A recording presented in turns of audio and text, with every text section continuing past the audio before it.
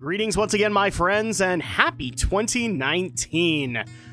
The new year is upon us, and with that comes, unfortunately, a lot of changes to the channel, both good and also bad, but I figured that I would do another schedule update just to bring you guys up to speed on what the plans are, at least for now, with the channel in 2019.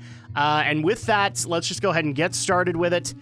My first announcement is, unfortunately, I am going to be delaying my break or my return, just because a lot of people know this. I've got a fairly big family now, and it just so happens that I had a bunch of appointments kind of get set up in the middle of January that I need to attend to for my kids, and so I've now decided that instead of coming back this week, which is basically what I was saying I was going to do, I am now delaying that into February. So the active schedule will be back in February, and you guys can look forward to that then. So first announcement out of the way, let's go ahead and take care of some of the content that you're going to be seeing on the channel.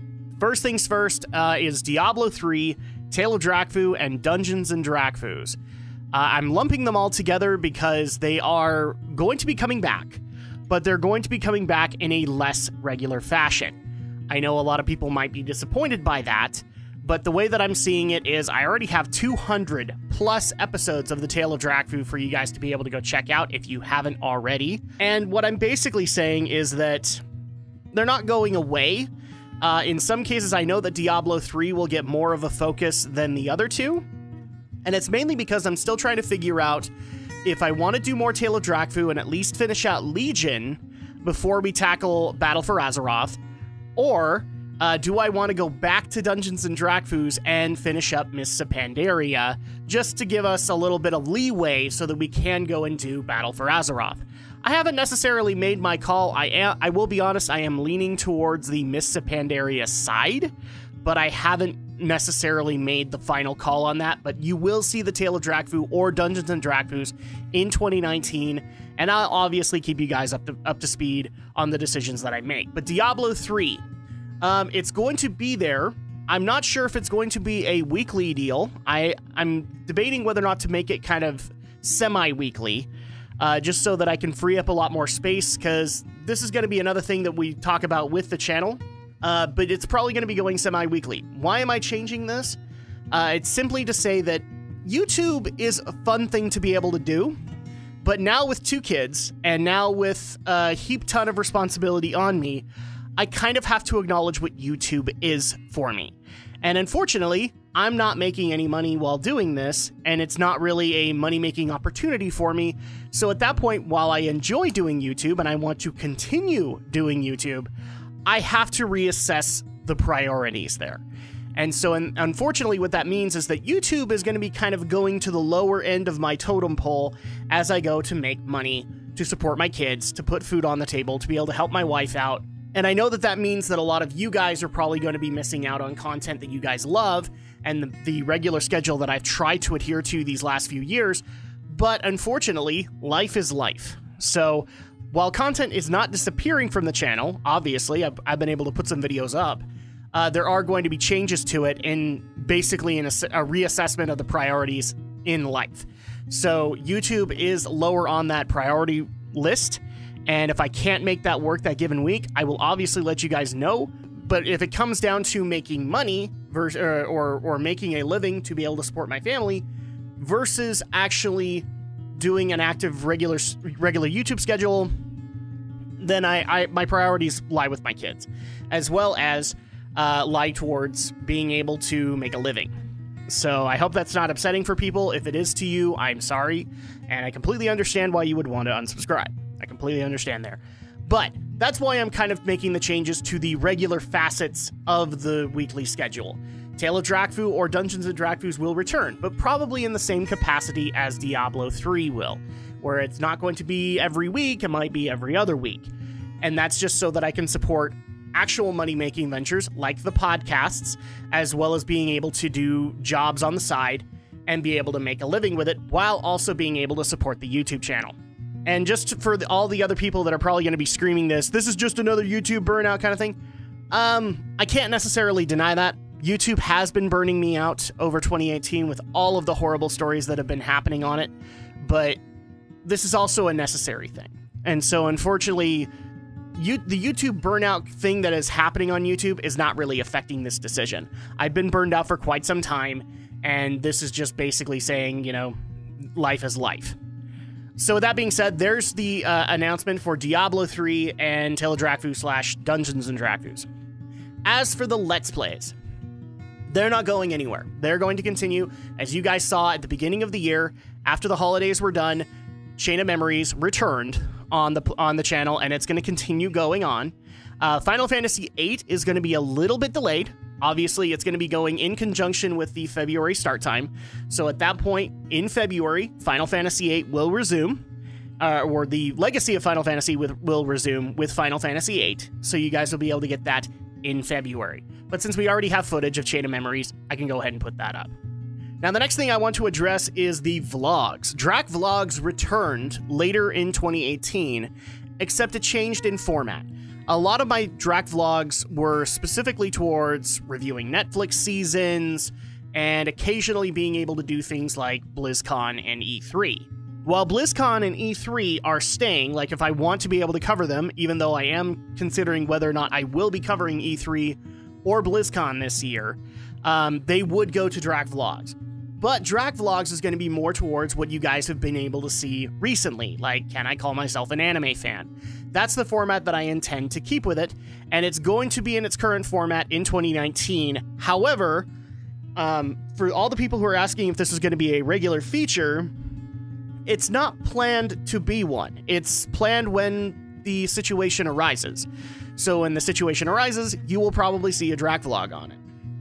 And it's not necessarily going to be about, you know, my thoughts on this particular season. It's going to be my thoughts on a particular story in the gaming, anime, or geeky world in general. Or just something I want to get off my chest, something you guys ask me.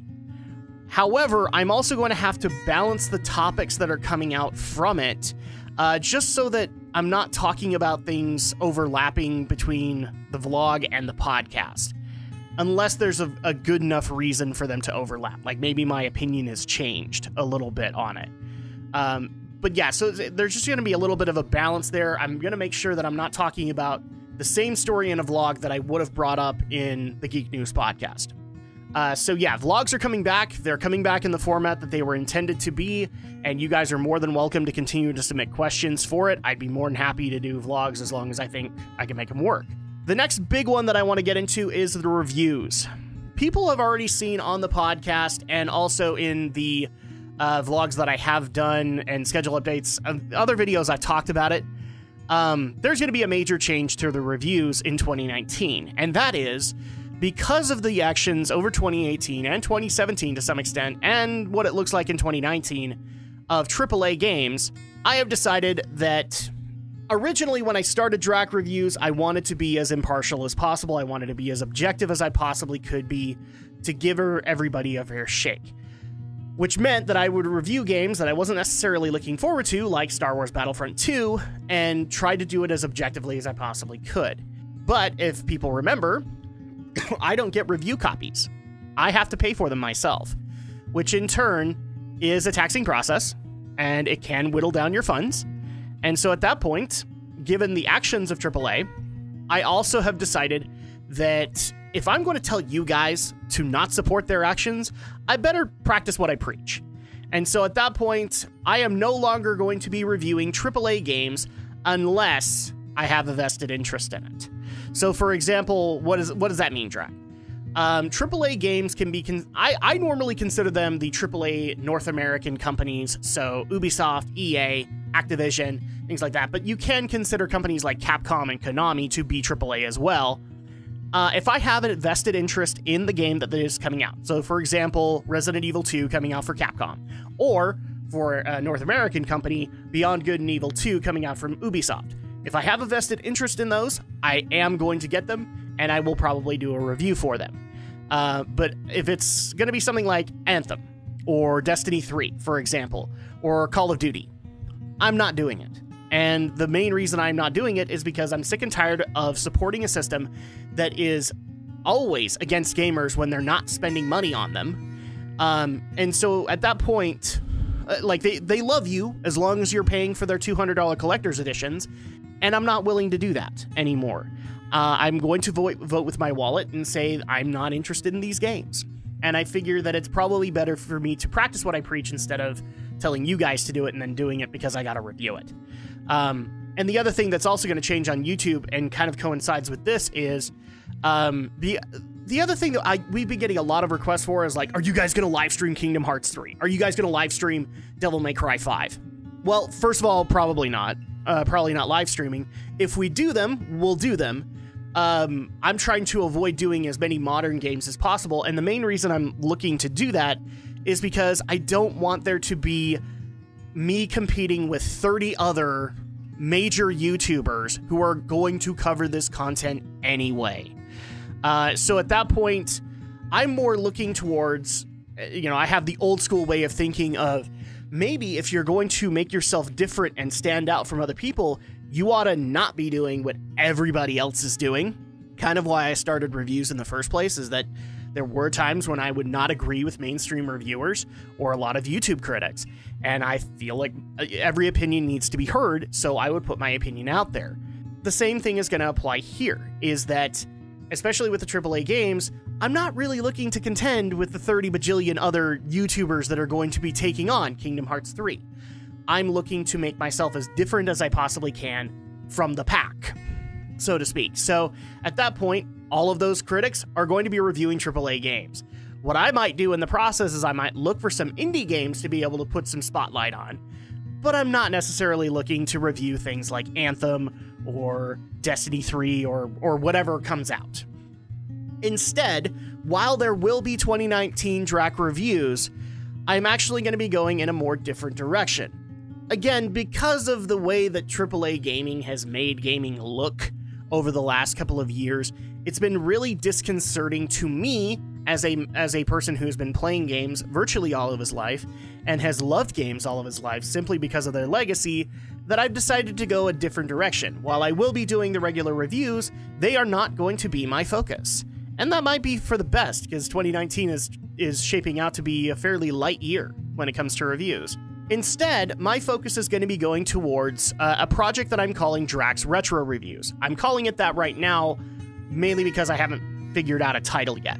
But I'd rather, to me, I feel more happy focusing on the legacy of gaming and why I love it, as opposed to looking at AAA gaming and seeing how much mistakes they're actually making on the matter. Obviously, I'm not really looking to support Bethesda or EA or anything like that. And the retro reviews allow for me to be able to take games from those and be able to support the game itself rather than supporting the company that is currently making tons and tons of mistakes. But unlike DRAC reviews, where I do actually try to get those reviews out in a timely manner, retro reviews are going to be more towards my pace. I will play them as quick as I possibly can. I will play them through to story completion, not necessarily 100% completing the game, and I will give you a full-on analytical review in the usual format that I do reviews for those retro reviews. All right, so that's basically the way to be able to look at it. Now, people might be asking, what kind of games are you looking to do? Really, the sky's the limit. I haven't necessarily set a limit. The only limit I might have set is collections. As collections are not going to get reviewed. As individual games, they will. I see no reason to review collections and whether or not they're a good collection or anything like that. That's the only real rule I've put on this. And the game has to have some kind of story.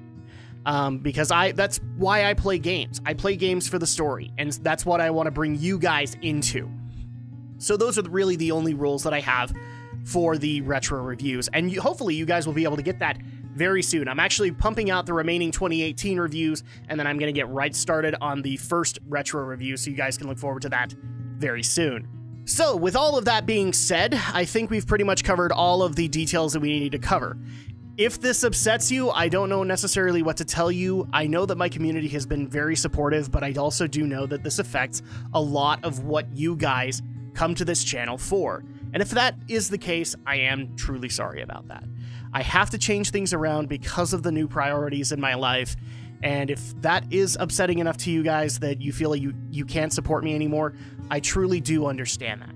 And I do thank you for the support that you have given me over the last few years. It really is an awesome thing to be able to have your support, and thank you.